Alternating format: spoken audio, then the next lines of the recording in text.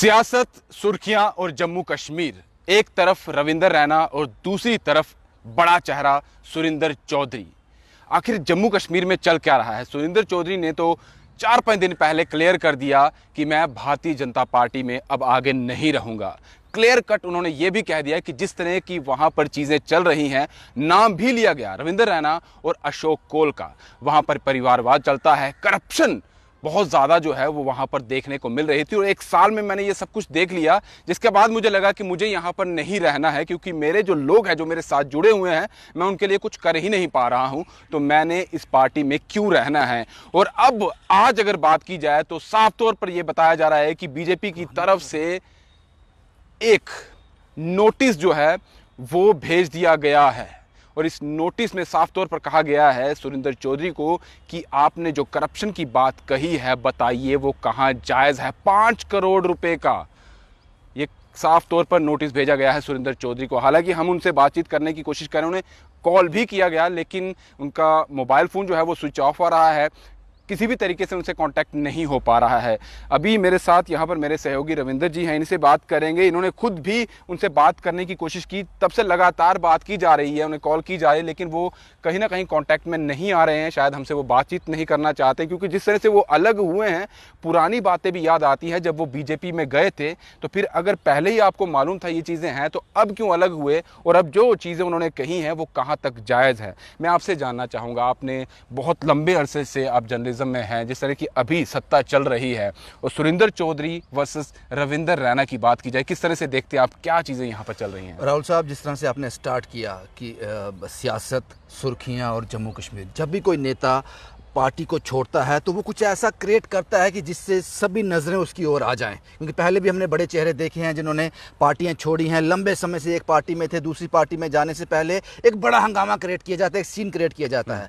सुरिंदर चौधरी साहब ने भी इस तरह से ट्वीट किया, उसके बाद मीडिया में सामने आए, उन्होंने कहा कि करप्शन है वहाँ पर, परिवारवाद है, इस तरह के एलिगेशन लगाए। लेकिन लंबे समय से, मुझे 4-5 दिन हो गए, लगातार हम रविंदर रैना साहब को, सुरिंदर चौधरी साहब को कांटेक्ट करने की कोशिश कर रहे हैं। खासकर रविंदर रैना की तरफ से कोई जवाब नहीं आ रहा था, क्योंकि उनको जवाब देना चाहिए था वक्त रहते, शायद वो लीगल तौर पर जाना चाहते थे। लेकिन सुरिंदर चौधरी साहब ने अगर जो करप्शन की बात कही है, अब उनके लिए मुश्किलें बढ़ेंगी।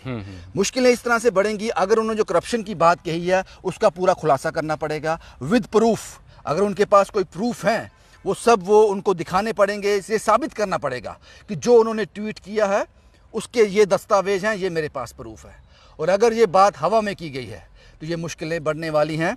यह एक सीन क्रिएट करने के लिए की गई है कि लाइमलाइट में रहें, मैंने पार्टी छोड़ी है दूसरी, तो उनके लिए मुश्किलें बढ़ने वाली हैं। क्योंकि अभी तक हालांकि ये हमारे पास प्रॉपर जो लेटर है, जो लीगल नोटिस का, उसकी कॉपी नहीं आई है, लेकिन एक रफ जो मैटर है वो हमारे पास है।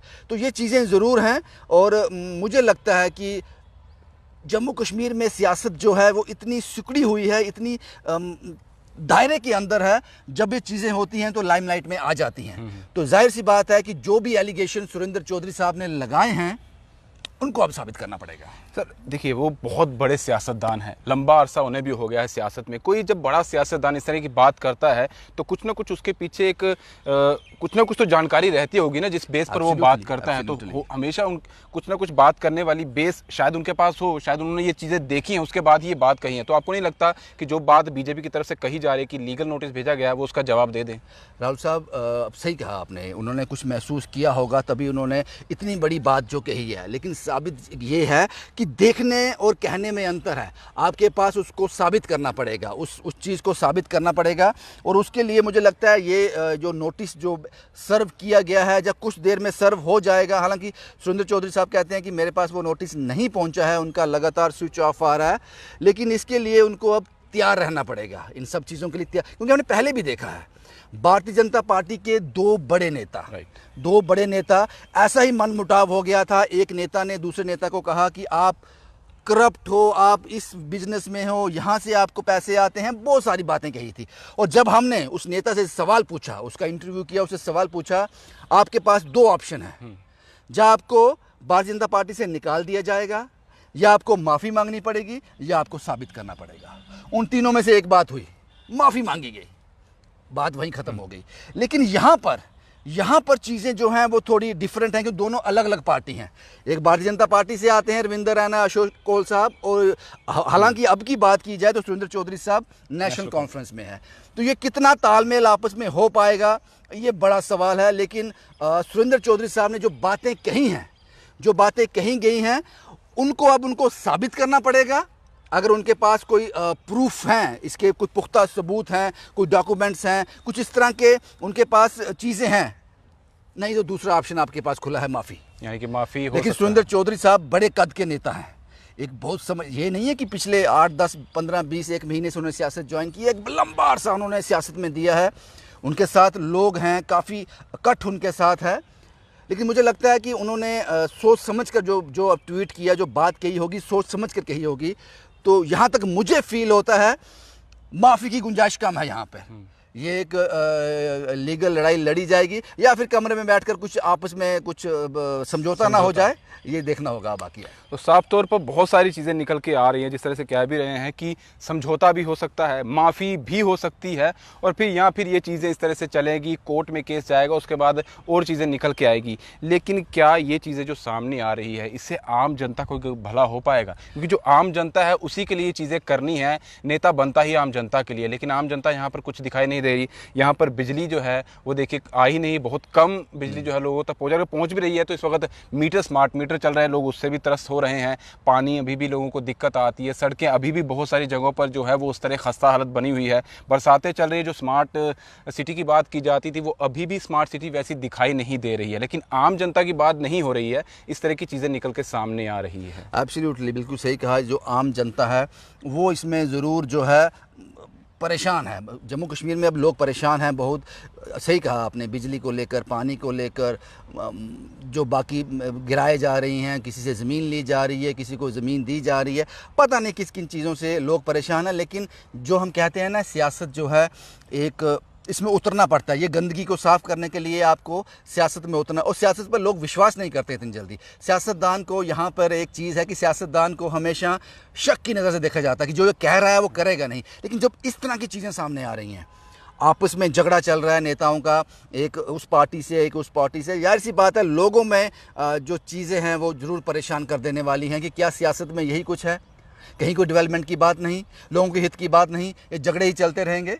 ये सवाल आपका बड़ा वाजिब सवाल था। लेकिन अब जो देखने वाला बात होगी आने वाले दिनों में, सुरेंद्र चौधरी वर्सेस रविंदर रैना, कि ये कहाँ तक जाएगा। और यहाँ तक हमें खबर आ गई है कि 5 करोड़ का जो मानहानि का दावा है वो किया जा रहा है सुरेंद्र चौधरी साहब पे, जो उन्होंने एलिगेशन लगाए हैं। इसके 2 ही कारण हैं। अब कारण इसमें 2 ही रहेंगे, ऑप्शन 2 रहेंगे। पहला ऑप्शन रहेगा साबित करो। अगर हम चोर हैं, अगर हम करप्ट हैं, जैसा कि आपने कहा, आपको ये साबित करना पड़ेगा। अगर आप साबित नहीं कर पाए तो फिर आपको लीगल प्रोसेस से गुजरना पड़ेगा। और तीसरा एक और विकल्प है, उस कॉपी में जो मेरे पास मैटर आया, लास्ट में लिखा हुआ है कि आपके पास इतने दिनों का वक्त है, आप माफ़ी मांग लीजिए। अब सुरेंद्र चौधरी जैसे कद के नेता किस ओर जाते हैं, क्या करते हैं, ये देखना बड़ा दिलचस्प। मैं एक चीज़ और जानना चाहूँगा। लगातार मैं भी कॉल करने की कोशिश कर रहा हूँ, जो हमारे पास नंबर है, आप भी कॉल करने की कोशिश कर रहे हैं सुरेंद्र चौधरी जी को भी और रविंदर रैना जी को भी। आखिर क्या वजह है कि सुरेंद्र चौधरी की बात की जाए, उनकी तरफ से ही बात कही गई थी करप्शन को लेकर, क्या उनको नहीं लगता है उनको स्विच ऑफ नहीं करना चाहिए, उन्हें बात करनी चाहिए इन चीज़ों को लेकर, उन्हें मीडिया के सामने आना चाहिए? बहुत सारे मीडिया वाले भी बात करने की कोशिश करें, लेकिन इक्के दुक्के लोगों के पास ही वो गए जिनके साथ बात हुई, बाकी लोगों का वो फ़ोन नहीं उठा रहे, बात ही नहीं करे। क्या लगता है, क्या? एब्सोल्युटली सही कहा आपने। मुझे लगता है कि सुरेंद्र चौधरी साहब, जितने मैंने उनके इंटरव्यूज़ देखे हैं, वो हमेशा ये कह रहे हैं, हर इंटरव्यू में ये कह रहे हैं कि पहले वो शुरुआत करें, मैं जवाब दूंगा। उन्होंने शुरुआत कर दी, उन्होंने नोटिस सर्व करके शुरुआत कर दी, जो नोटिस शायद अब तक उन तक पहुंच गया होगा। अब सुरेंद्र चौधरी इसको किस तरह से देखते हैं? हालांकि स्विच ऑफ इसलिए भी हो सकता है कि शायद वो इसकी जवाब देने की तैयारी कर रहे होंगे, कुछ अपने वकीलों से बात कर रहे होंगे, कोई लीगल जो सजेशंस हैं वो इसमें ले रहे होंगे, किस तरह से डील किया जाए, इसलिए स्विच ऑफ भी किया जा सकता है। क्योंकि जब भी इस तरह की खबर, इस तरह की डेवलपमेंट जम्मू कश्मीर में होती है, तो एकदम से जो उनके फ़ोन बजना शुरू हो जाते हैं। हमने भी, मुझे लगता है 15, 20, 25, 30 कॉल उनको कर दिए हैं, रविंदर रैना साहब को भी, सुरेंद्र चौधरी साहब को भी। शायद दोनों अभी लीगल प्रोसेस में होंगे, किस तरह इसको डील किया जाए, उनको थोड़ा वक्त देना चाहिए। और सियासत होनी चाहिए जम्मू कश्मीर में, लोगों का भला होना चाहिए। हम उलझ के रह जाते हैं Right. इन सब चीज़ों में। और जो शुरुआती दौर में मैंने कहा, जब भी आप किसी पार्टी से बाहर आते हो या किसी पार्टी के अंदर जाते हो तो एक बड़े धमाके के साथ जाते हो। ये धमाका कभी कभी नुकसान भी दे सकता है, और ये धमाका हुआ भी है, और जिस तरह से कहा कि नुकसान भी दे सकता है। अब देखते हैं कि नुकसान किसको होता है, कौन वो व्यक्ति है जिस पर नुकसान होने वाला है, और सियासत जम्मू कश्मीर की किस तरफ जा रही है, ये आप लोग जानते हैं। वोट कब होंगे, कब वोटिंग होती है जम्मू कश्मीर में, ये किसी को पता नहीं है। सब लोग इंतज़ार कर रहे हैं कि वोटिंग यहाँ पर होनी चाहिए, इलेक्शन होने चाहिए, लेकिन वो होते हुए नज़र नहीं आ रहे हैं। लोगों के बहुत सारे ऐसे मसले हैं जो अभी भी हल होने चाहिए, होते हुए नज़र नहीं आ रहे हैं। कुछ सरकार की तरफ से मुहैया करवाए जा रहे हैं, लेकिन वो नाकाफ़ी है। लेकिन उसके बीच में इस तरह की चीज़ें सामने आना कहीं ना कहीं बहुत बवाल जो है वो पैदा होता है। कहीं ना कहीं हम जो लाइमलाइट हमें आम जनता को देनी है वो यहाँ चली जाती है, जो इस वक्त दो बड़े सियासतदानों के बीच में हो रही है। सर, आखिर में कुछ मैं आपसे जानना चाहूँगा, कुछ आप कहना चाहेंगे इन्हीं चीज़ों, इस विवादों को लेकर जो इस वक्त चल रहा है, क्या ये सही है, ये हेल्दी पॉलिटिक्स जो है वो हो रही है, या कहीं ना कहीं पब्लिक का नुकसान हो रहा है? ये मैं इसको हेल्दी पॉलिटिक्स तो बिल्कुल भी नहीं कहूँगा कि हाँ, ये बात सही है कि अगर सुरेंद्र चौधरी साहब ने जो इल्ज़ाम लगाए हैं, अगर वो वाजिब हैं, अगर उनके पास प्रूफ हैं, तो काबिल तारीफ़ है सुरेंद्र चौधरी साहब का काम। अगर कहीं भी आप गलत होता देखो, उसके खिलाफ आवाज़ आपको उठानी चाहिए। लेकिन अगर आपके पास वो वाजिब डॉक्यूमेंट्स, वो वाजिब प्रूफ नहीं है, अगर आप इसको साबित नहीं कर पाए, तो फिर चीज़ें मुश्किल हो जाएंगी सुरेंद्र चौधरी साहब के लिए। लेकिन अगर वो साबित कर गए, इस चीज़ को साबित कर गए, लीगल नोटिस जो सर्व किया जा रहा है उसका जवाब उन्होंने बड़े अच्छे ढंग से दे दिया, तो फिर रविंदर रैना साहब के लिए मुश्किलें बढ़ जाएंगी। दोनों चीज़ें हैं, समाज का हिस्सा है, ये सियासत भी समाज का हिस्सा है। लेकिन मुझे लगता है, यहाँ तक मेरी पर्सनल राय है, जो भी चीज़ें हों जनता के हित में हों, इसीलिए हम अपने नुमाइंदे चुनकर उनको मशहूर करते हैं, उनको एक चेहरा देते हैं जो लोग पहचानते हैं। लेकिन उसके बाद ये चेहरे इस तरह से अपने ही उधेड़ बूंद में उलझ के रह जाएं, तो जाहिर सी बात है जनता का नुकसान है इसमें। और ये बहुत सारी बातें जो अभी हम आप तक पहुंचाने की कोशिश कर रहे हैं, हमने कोशिश की थी सुरेंद्र चौधरी जी के साथ भी, वही रविंदर रैना के साथ भी, लेकिन वो सामने नहीं आए, उन्होंने बात नहीं की। इसलिए हमने सोचा कि और किसी के पास जाने की बजाय हम क्यों ना आपस में बात करें, आप लोगों को बीच में लेकर आएँ, आप अपनी राय दे सकते हैं कि आखिर जम्मू कश्मीर में ये जो चल रहा है ये क्या चल रहा है। बात क्लियर है, बात उठी है, धमाका हुआ है, अलग हुए हैं, लेकिन अब आगे क्या होगा? क्या 5 करोड़ रुपए की जो मानहानि का दावा किया गया है, एक लीगल नोटिस जो भेजा गया है सुरेंद्र चौधरी को, उस पर क्या उन्हें 5 करोड़ रुपए देने पड़ेंगे? अगर वो पैसे नहीं दे पाएंगे तो क्या वो माफ़ी मांगेंगे? अगर माफ़ी नहीं मांगते हैं तो फिर क्या यहाँ पर कोई समझौता होगा? दूसरी तरफ ये भी देखा जा रहा है, बहुत सारी बातें ये भी आ रही है कि बीजेपी में भी बहुत सारे क्ले अंदर चल रहे हैं, बहुत सारी चीज़ें जो है वो बाहर आ रही हैं, लेकिन पूरी क्लियर नहीं आ रही। ये समझा जा रहा है कि भारतीय जनता पार्टी जो जम्मू कश्मीर में है वहाँ पर भी घमासान चल रहा है। ये घमासान जल्द ही बाहर आ जाएगा। इसी घमासान का एक बड़ा लीडर बाहर चला गया, वो सुरेंद्र चौधरी है, और हो सकता है आने वाले समय में और भी चीज़ें सामने नजर आएंगी। कुछ देर पहले ये भी देखा गया, ये कहा जा रहा था कि जो प्रदेश अध्यक्ष हैं जम्मू कश्मीर के भारतीय जनता पार्टी के रविंदर रैना, उनसे इस्तीफा मांगा जा रहा है। हालांकि ये अफवाह समझी गई थी, लेकिन बात उठी थी। लेकिन अब आगे क्या होता है ये सोचने समझने वाली बात होगी। लेकिन पहली बात यही कि इसका अब जो है रिजल्ट क्या निकल के आता है, आप अपनी राय ज़रूर दीजिएगा। फिलहाल और हम लगातार कोशिश करते रहेंगे सुरेंद्र चौधरी और रविंदर रैना तक पहुंचने की, ताकि उनकी जो बात है, उनके जो सच हैं, वो आप तक हम पहुंचा सकें। फिलहाल दीजिए इजाज़त। नमस्कार।